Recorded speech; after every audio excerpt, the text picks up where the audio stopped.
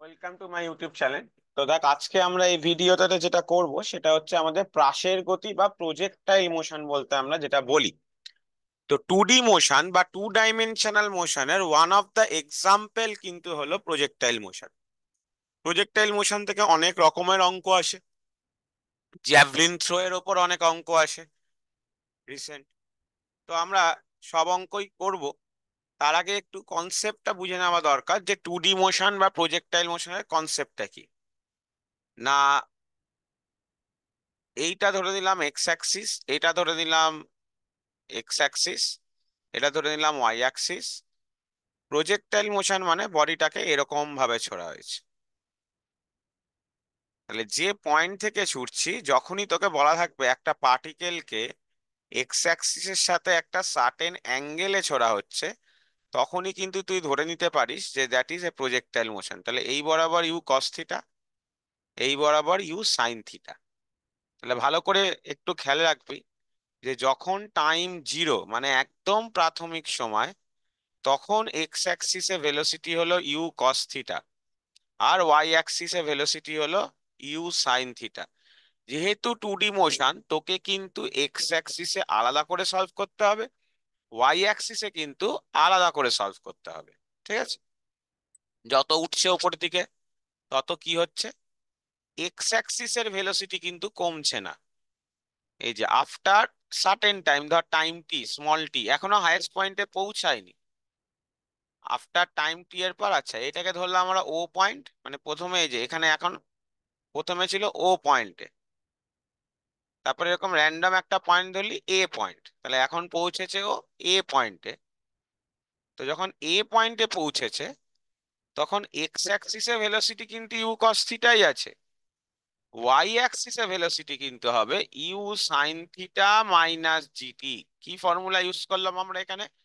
V equal to u minus at, কিন্তু শুধু along y Axis সেটা আমরা করছি।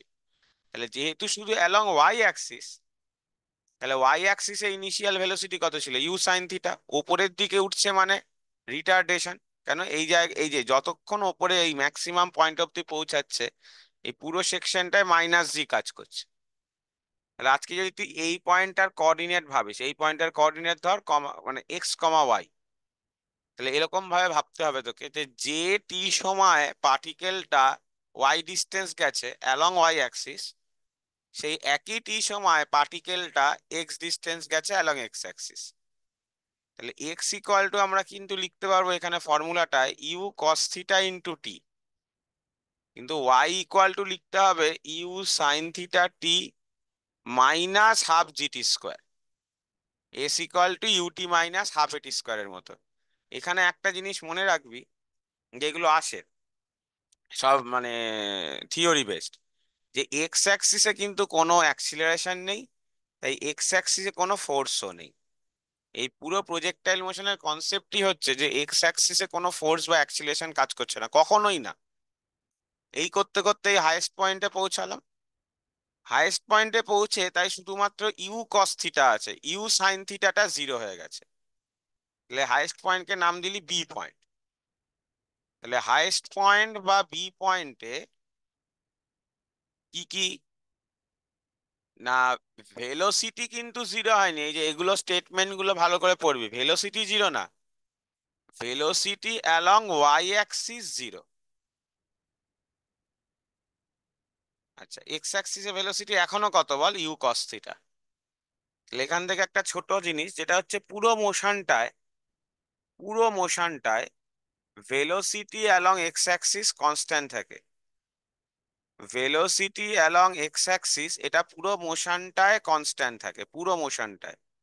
মানে আমরা বলতে পারি ইউ কস থিটাটা হলো কনস্ট্যান্ট পুরো মোশনটায়। আবার যখন নিচের দিকে নামবে, তখন ইউ কস থিটাটা ইউ কস থিটাই থাকবে, ওটার কোনো চেঞ্জ হবে না। তাহলে এই পয়েন্টে গিয়ে ওয়াই বরাবর ভেলোসিটি কত হয়েছে? জিরো, হাইয়েস্ট পয়েন্টে। যখন নিচের দিকে নামবে, ভেলোসিটিটা আবার বাড়তে থাকবে আস্তে আস্তে। কেন না, এই জায়গায় কি হবে, এই দিকটায় নিচের দিকে নামছে বলে প্লাস জি এর মতো কাজ করবে। এর ফলে যখন এসে এখানে হিট করবে আবার, তখন কিন্তু সেই সেম ভেলোসিটিটাই হিট করবে, ইউ কস থিটা, কিন্তু এদিকে হয়ে যাবে ইউ সাইন থিটা। এটার ওপরও প্রচুর অঙ্ক আসে। তার মানে যখন ছোড়া হলো এই যে ও পয়েন্টে, যদি ও পয়েন্টে ভেলোসিটিকে তুই ভেক্টরিক্যালি ভাবতে চাস, তাহলে কি হবে? U cos theta i cap, u sine theta j cap.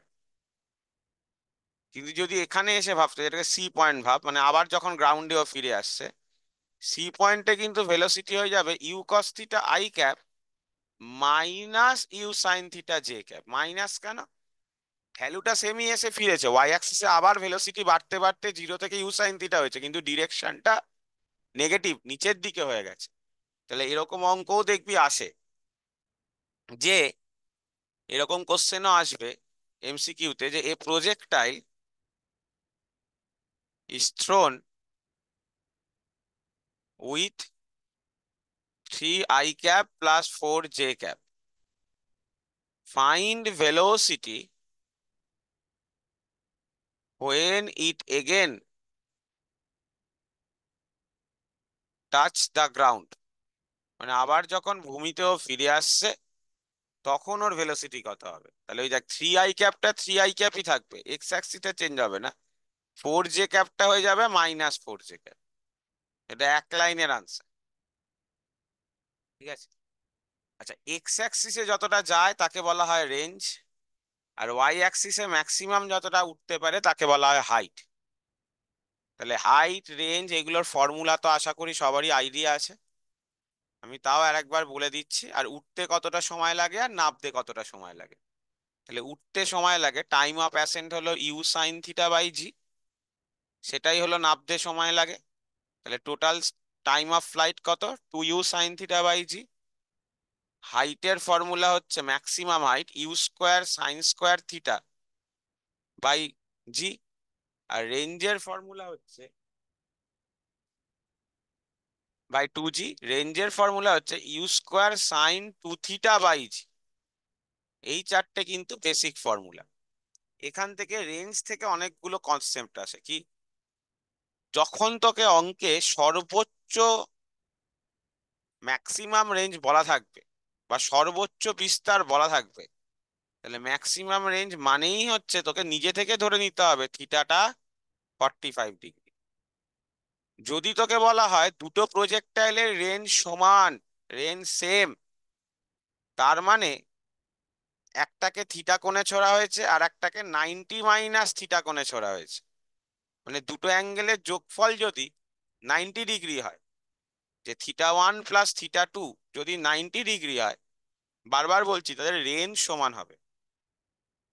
এটা হতে পারে, এই কেসটাও হতে পারে, আবার এই কেসটাও অনেকে লেখে 45 - থিটা, আর একটা কোণ ধর 45 + থিটা, এরকম। এটাও হতে পারে। মোট কথা তুই যদি এটা মনে রাখিস তাহলেই চলবে, যে যে দুটো কোণ বলা হচ্ছে তাদের যোগ করে যদি আমি 90 পাই, তাহলে তাদের রেঞ্জ সমান হবে। খুব ইম্পর্টেন্ট কিন্তু অঙ্কে অ্যাপ্লাই করার জন্য। ঠিক আছে। আর যে কোনো পয়েন্টে যদি তোকে বলে যে ভেলোসিটি বার করো, যে কোনো পয়েন্টে velocity, velocity at any point, তাহলে কি হবে? না, vx² প্লাস vy²। যেখানে vx তো ওই যা ছুড়েছিলাম সেই ইউ কস থিটার সাথে সমান, আর ভিওয়াইটা হবে u sine theta minus g t. এবার কত সেকেন্ড পর বার করতে বলেছে বা কি বার করতে বলেছে সেটা তোকে দেখতে হবে। আর প্রজেক্টাইলের একটা কি হতো, জেনারেল ইকুয়েশন হতো, যেটাকে আমি ইকুয়াল করে অঙ্ক করি, যে y equal to x tan theta minus half g x² by u square cos square theta. এটাকে বলা হতো প্রজেক্টাইলের জেনারেল ইকুয়েশন। এটা থেকেও আমার কিছু অঙ্ক আসে, আমরা দেখছি। তাহলে এই হলো আমাদের মোটামুটি প্রজেক্টাইলের কনসেপ্ট। ঠিক আছে। তো দু তিনটে আমরা একটু অঙ্ক দেখবো, তাহলে জিনিসটা ক্লিয়ার হবে। দেখ, ধর তোকে এরকম বলা আছে y equal to √3x minus half g x²। বলছে ফাইন্ড অ্যাঙ্গেল অফ প্রজেকশন।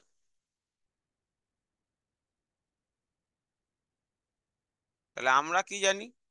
যে কোনো ইয়ের ইকুয়েশন কি, y equal to x sine theta minus half g x square by u square cos square theta. তো আমি শুধু অ্যাঙ্গেল জানতে চেয়েছি, তাহলে এই দুটোকে কম্পেয়ার করলেই চলবে, এক্স এর কোএফিসিয়েন্টটা। তাহলে ট্যান থিটা √3, তাহলে থিটা কত ডিগ্রি পেলাম না 60 ডিগ্রি। আচ্ছা, আর একটা অঙ্ক দেখো, আমি জাস্ট প্রসেসটা বলে দিচ্ছি, যে একটা এরোপ্লেন উড়ে যাচ্ছে একটা স্পিড নিয়ে। An aeroplane is moving with v meter per second and dropped a body, মানে এটা বোম হতে পারে, ও যে কোনো কিছু হতে পারে, at a height h, where the body will hit in the ground। এটা খুব ফেমাস একটা অঙ্ক, যে এই হলো হাইট, যখন হেলিকপ্টার বল বা এটা, হেলিকপ্টার থেকে কোনো বডিকে ফেলা হলে দেখবি 1D মোশনে বলেছিলাম, কোনো মুভিং ফ্রেম থেকে যদি কোনো বডিকে ফেলা হয়, মুভিং ফ্রেমটার ভেলোসিটি যত এবং যেদিকে, বডিটারও ইনিশিয়াল ভেলোসিটি তত এবং সেদিকে হবে। তাহলে বডিটা কিন্তু একদম এ পয়েন্টে এসে ধাক্কা খাবে না, বডিটা একটু দূরে গিয়ে, বোমটা দূরে গিয়ে পড়বে বিতে। তাহলে কনসেপ্টটা কি, ধরে নিলি টি সময় পার্টিকেলটা ও থেকে বিতে পৌঁছাচ্ছে, তাহলে যে টি সময় অ্যালং ওয়াই অ্যাক্সিস পার্টিকেলটা এই এইচ ডিস্টেন্স নামে, সেই একই টি সময় পার্টিকেলটা along x axis AB distance সরে। তাহলে এইচ ইকুয়াল টু আমরা হাফ জিটি স্কোয়ার লিখতে পারি, যেখান থেকে টি এর ভ্যালু পেয়ে যাব √2h/g। R AB equal to তাহলে পাবো ওই যে ভেলোসিটি ইন্টু টি, মানে √2h/g। এইটা হলো ফর্মুলা। দুটো জিনিস জানতে চাই, কত সময় পর গ্রাউন্ডে পড়বে। তুই বলবি যে এইটা ঠিক, যদি আর একবার একটু এক্সপ্লেন করি, দেখ এই পয়েন্টে যদি খেয়াল করিস, শুধু এক্স অ্যাক্সিসেই ভেলোসিটি আছে, ওয়াই অ্যাক্সিসে কিন্তু কোনো ইনিশিয়াল ভেলোসিটি নেই। On the other hand x অ্যাক্সিসে আবার অ্যাক্সিলারেশন নেই, কিন্তু ওয়াই অ্যাক্সিসে একটা অ্যাক্সিলারেশন আছে। তাহলে যখন আমি বারবার বললাম এগুলো 2D মোশন, সব এক্স অ্যাক্সিসে, মানে যেগুলো আমরা 1D তে পড়ে এসেছি ফর্মুলাগুলো, সেগুলো যখন আমরা ইউজ করব, ইন্ডিভিজুয়ালি ইউজ করতে হবে, এক্স অ্যাক্সিসে আলাদা করে ইউজ করতে হবে, ওয়াই অ্যাক্সিসে আলাদা করে ইউজ করতে হবে। তো এটা কিন্তু করে পেলাম কি, ওয়াই অ্যাক্সিসে s equal to u t plus half a t square.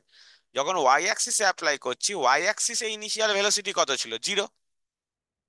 ঠিক আছে, আর যখন এটা অ্যাপ্লাই করলাম, দেখ এস ইকুয়াল টু শুধু ইউটি, কেন এক্স অ্যাক্সিসে কোনো অ্যাক্সিলারেশন নেই। ঠিক আছে, এরকম অনেক অঙ্ক কিন্তু আসে, যে একটা লোক একটা পাখিকে, অনেক দূরে আছে, তাকে মারতে চায়, সে কত হাইট থেকে সে গুলি করলে সেই গুলিটা এই পাখিটাকে হিট করবে। ঠিক আছে, এটাও কিন্তু একই অঙ্ক, তো কত দূরে আছে সেটা তোকে বলে দিয়েছে, তার মানে এবিটা বলে দিয়েছে, হাইটটা বলে দিয়েছে, গুলির ভেলোসিটি বলে দেবে, সেখান থেকে তোকে এইচটা বার করতে হবে। সেম টাইপের অঙ্ক, বা তোকে বললো একটা পিলার থেকে একটা বলকে এত স্পিডে হরাইজেন্টালি ছোড়া হলো, কত দূরে গিয়ে পড়বে। তাহলেও সেম গল্প, তোরা যদি একটু খেয়াল করিস, এটা কিন্তু প্রজেক্টাইলের হাফ পার্টটা দেখ, এই দিকটা। ঠিক আছে, প্রজেক্টাইলের হাফ পার্টটা, পরের পার্টটা। এবার দেখ একটা টাইপ অফ অঙ্ক, যেটা আজকাল খুব দিচ্ছে, বলছে if two projectile has same range and total time t1 and t2, then বলে চারটে অপশন, যে t1 t2 প্রপোর্শনাল আর, t1 t2 প্রপোর্শনাল 1/r, এরকম t1 t2ই আসবে এরকম না, হাইটও দেয় অনেক সময়, যে দুটোর রেঞ্জ সমান কিন্তু দুটো হাইট আলাদা, h1 h2, সেখান থেকেও দিতে পারে। যাই হোক, তো আমরা দেখ, যখনই আমি যেটা বললাম রেঞ্জ সমান, এই কথাটা থাকলেই তোকে ধরে নিতে হবে যে একটাকে থিটা কোণে ছোড়া হয়েছে, তাহলে আর একটাকে 90 ডিগ্রি মাইনাস থিটা কোণে ছোড়া হয়েছে। এবার ভাব টাইমের ফর্মুলা কি, 2u sin θ/g। তাহলে আর একটা টাইমের ফর্মুলা কত হবে? 2u sin 90 degree minus theta by g. তাহলে 90 মাইনাস থিটা কত হবে না কস থিটা। তাহলে এই দুটোকে যদি আমরা গুণ করি T1 T2, তাহলে কত আসছে? 4u² sine theta cos theta by g. 2u² কে আলাদা করে নিলাম, আর 2 sin θ cos θ আলাদা করে নিলাম। 2 sin θ cos θ দেবে sin 2θ। তাহলে 2u² sin 2θ, sorry, sin 2θ/g। এটা বেসিক্যালি 2r/g আসছে। সিমিলারলি তোকে যদি বলতো H1 H2 গল্প, তাহলেও তোকে একটাকে থিটা ধরতে হতো, একটাকে 90 - θ। তাহলে H1 মানে কি হতো? এই যে H1 মানে কত হতো? u² sin² θ/2g। আর H2 মানে কত হতো? u² sin² 90 degree minus θ/2g, মানে u² cos² θ দিয়ে গুণ করতাম, গুণ করে বার করতে হতো কিছু একটা, যেটা বার করতে চাই। এই ছিল কনসেপ্ট। সিমিলারলি যখন তোকে ম্যাক্সিমাম রেঞ্জ বলা থাকবে, তোকে কিন্তু নিজে থেকে θ45 ডিগ্রি ধরে নিতে হবে। যেমন ধর, যদি তোকে বলা থাকে when a projectile is thrown such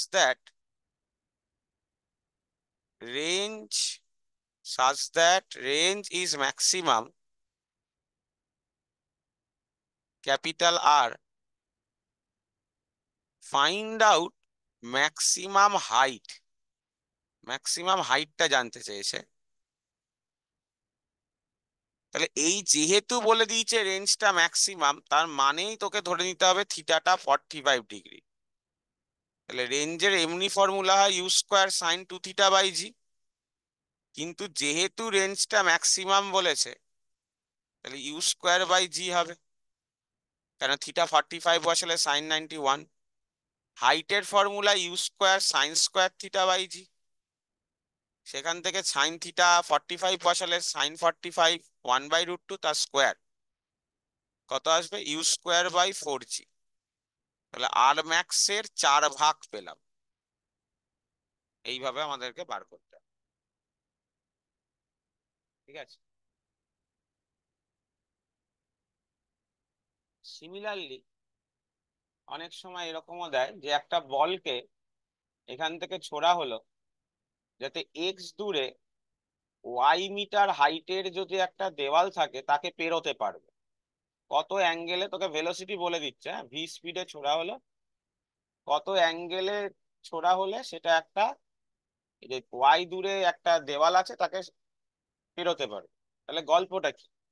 যে টি সময়, মানে ধরে নিচ্ছিস যে বলটা পেরোতে পারছে, মানে তার মানে ধর বলটা একদম দেওয়ালের এই মুখে আছে।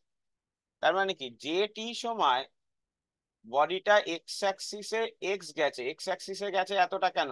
s = ut, কারণ এক্স অ্যাক্সিসে কোনো ত্বরণ বা মন্দন নেই। সেই একই টি সময় ও ওয়াই অ্যাক্সিসে এতটা গেছে। এটা কি করে আসলো না, এক্স ওয়াই মানে দূরত্ব s = কি হতো? U t minus half d t square, কেন ওপরের দিকে যখন উঠছে তখন তো মাইনাস হবে। ঠিক আছে। এখান থেকে টি বার করে তুই এখানে টি বসিয়ে সলভ করে দিতে পারিস। এবার কি বলা আছে দেখবে, থিটা বার করতে পারিস এইভাবে।